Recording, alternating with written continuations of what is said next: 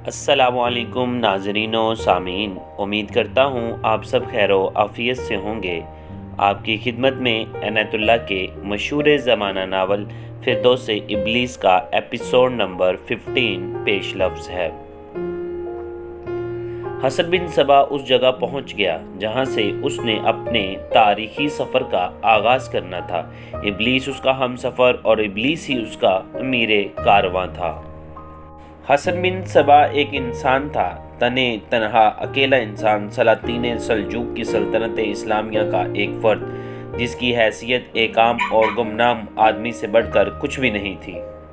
وہ کسی قبیلے کا سردار نہیں تھا، اس کے پاس کوئی لشکر نہیں، کوئی فوج نہیں تھی، 2-4 آدمی بھی اس کے ساتھ نہیں تھے جو تیغ زن یا تیر انداز ہوتے، وہ بھی جو شمشیر زن اور شہ سوار نہیں تھا۔ اس کے پاس صرف ایک طاقت تھی اور وہ تھی ابلیسیت۔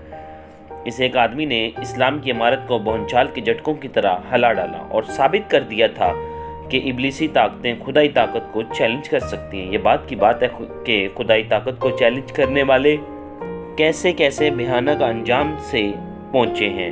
اسلام آج تک ابلیسی طاقتوں کے لیے چیلنج بنا ہوا ہے۔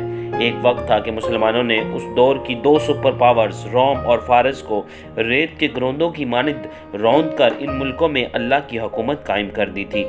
پھر مسلمان جدھر کا رخ کرتے ادھر بغیر لڑے قلعے ان کے حوالے کر دیے جاتے تھے۔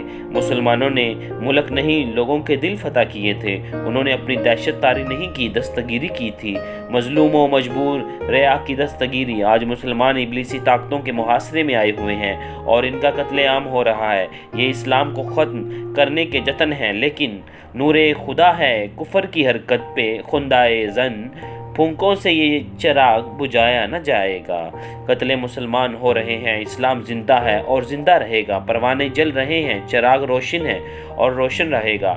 جس چراغ کو غار حرا کی تاریکی نے نور عطا کیا تھا، وہ اسلام کے جانثاروں کے لہو سے جل رہا ہے۔ دنیا میں مسلمانوں کا نام و نشان نہیں رہے گا، صرف ایک مسلمان حاملہ عورت زندہ رہے گی۔ اس کے بطن سے جو بچہ پیدا ہوگا وہ اسلام کو زندہ رکھے گا۔ داستان گو حسن بن صبا کی داستان سنا رہا ہے، لیکن وہ محسوس کرتا ہے کہ مختصر سا قصہ تکذیب کے ان علمداروں کا بھی سنا دے جنہوں نے رسول اکرم صلی اللہ علیہ وآلہ وسلم کی رحلت کے ساتھ ہی نبوت کے دعوے کیے اور اپنے انجام کو پہنچے۔ حسن بن صبا بھی اپنے ذہن اور دل میں نبوت کے عزم کی پرورش کر رہا تھا۔ تکذیب اور ارتداد کا مقصد اسلام کے بے حقنی تھا۔ یہ سلسلہ بڑا ہی دراز ہے۔ داستان گو اس کی جھلک پیش کرے گا تاکہ یہ اندازہ ہو جائے کہ دین کے دشمن اسی روز سے اسلام کے در پہ ہیں جس روز پہلے آدمی نے اسلام قبول کیا اور اس شہادت کا اقرار کیا تھا کہ اللہ کے سوا کوئی معبود نہیں، اللہ وحدہ لا شریک ہے، محمد صلی اللہ علیہ وآلہ وسلم اللہ کے رسول ہیں۔ اسلام نے یہود و نصارہ اور تکذیب و ارتداد کے بڑے تیز و تند طوفان دیکھے، لیکن اللہ کا سچا دین تا قیامت زندہ و پائندہ رہنے کے لیے آیا تھا۔ حسن بن صبا کی جنت اسی اسلام دشمن سلسلے کی ایک کڑی تھی۔ آئیے ذرا ابلیس کا رقص دیکھ لیجئے، پھر حسن بن صبا کو سمجھنا آسان ہو جائے گا، ورنہ بے خبر لوگ جو اس کے صرف نام سے واقف ہیں اسے افسانوی کردار سمجھتے رہیں گے۔ سجا بنت حارث تمیمہ حوازن کے قبیلے بنو تمیم کی سرکردہ عورت تھی، عیسائیت کی پیروکار تھی اور دریائے دجلہ اور فرات کے اس درمیانی علاقے کے رہنے والی تھی جو الجزیرہ کہلاتا ہے۔ وہ عالم شباب میں تھی اور حسین بھی تھی۔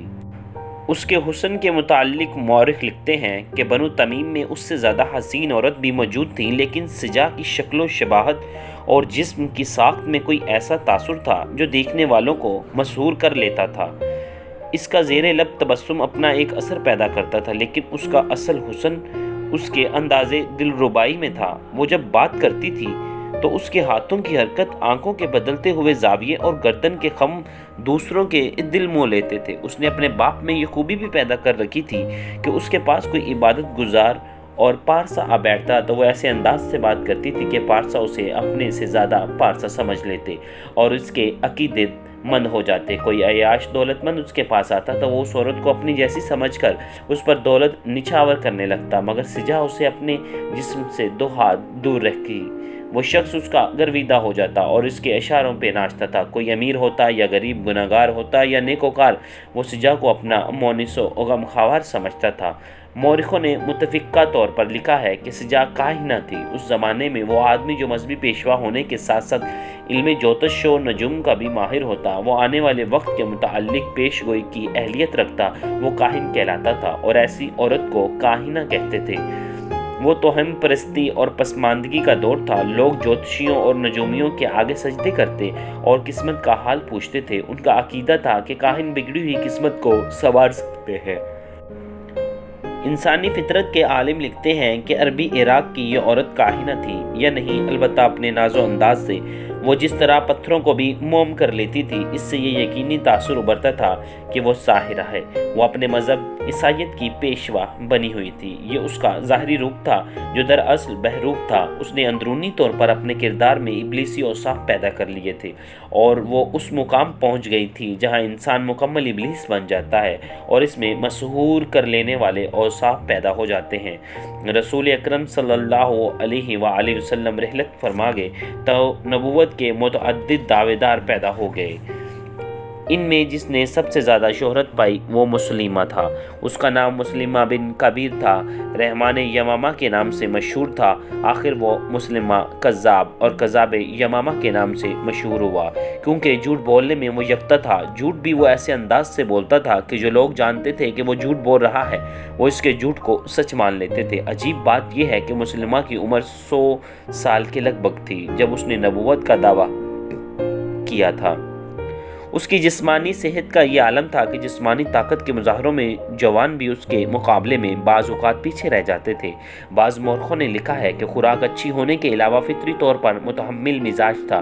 کوئی اس کے منہ پر اس کے خلاف بری بات کہہ دیتا تو اسے بھی وہ خندہ پیشانی سے برداشت کرتا تھا۔ اس کے ہونٹوں پر مسکراہٹ رہتی تھی۔ غصہ تو اسے آتا ہی نہیں تھا۔ اپنے دشمن سے بھی انتقام نہیں لیتا تھا، بلکہ ایسی بردباری اور نرمی سے بات کرتا تھا کہ دشمن بھی اس کے قائل ہو جاتے تھے۔ ایسے کردار اور عادات کی بدولت ایک تو اس کی صحت ضعیف الامری میں بھی جوان جیسی رہی، اور دوسرے یہ تاثرات دیکھنے میں آئے کہ اس نے نبوت کا دعویٰ کیا تو لوگ اس کے گرویدے ہو گئے۔ مسلمہ نے رسول اکرم صلی اللہ علیہ وآلہ وسلم کی حیات مبارکہ میں ہی نبوت کا دعویٰ کر دیا تھا، لیکن اس نے یہ نہیں کہا تھا کہ رسول اکرم صلی اللہ علیہ وآلہ وسلم کے اللہ کے رسول نہیں، بلکہ اس نے یہ دعویٰ کیا کہ وہ رسالت میں برابر کا شریک ہے اور اس پر بھی وحی نازل ہوتی ہے۔ اس نے رسول اکرم صلی اللہ علیہ وسلم کی خدمت اقدس میں خط لکھا تھا کہ وہ نبوت میں آپ کا برابر کے شریک ہیں، اور اب عرب کی سرزمین نصف حضور صلی اللہ علیہ وسلم کی اور نصف اس کی ہے۔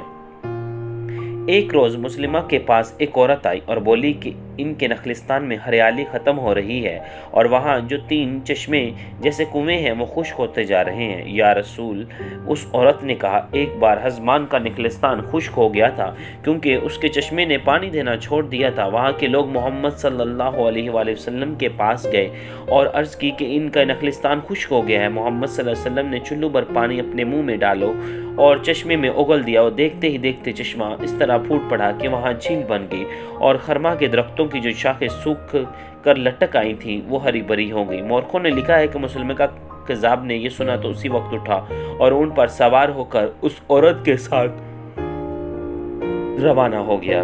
جب اس نخلستان میں پہنچا تو دیکھا کہ کنووں میں بہت ہی تھوڑا پانی ہے۔ اس نے حکم دیا کہ ایک کنویں سے تھوڑا سا پانی نکالا جائے۔ پانی نکالا گیا۔ مسلمہ نے کچھ پانی اپنے منہ میں ڈالا اور کنووں میں تھوڑا تھوڑا اگل دیا۔ تاریخ گواہ ہے کہ کنووں میں جو تھوڑا تھوڑا پانی رہ گیا تھا وہ بھی خشک ہو گیا، اور خرما کے درختوں کی جو چند ایک ٹہنیاں بھی سبز تھیں وہ بھی سوکھ کر لٹک گئیں۔ اس کے بعد یہ نخلستان مکمل طور پر ریگستان بن گیا۔ بات سے جب بنت حارث کی ہو رہی تھی، رسول اکرم صلی اللہ علیہ وسلم کی وصال کے بعد اس حسین ساحرہ کے دماغ میں آئی کہ مسلمہ اسے بڑھاپے میں نبوت کا دعویٰ کر کے ایک لشکر جرار بھی تیار کر سکتا ہے، تو کیوں نہ وہ بھی نبوت کا دعویٰ کرے۔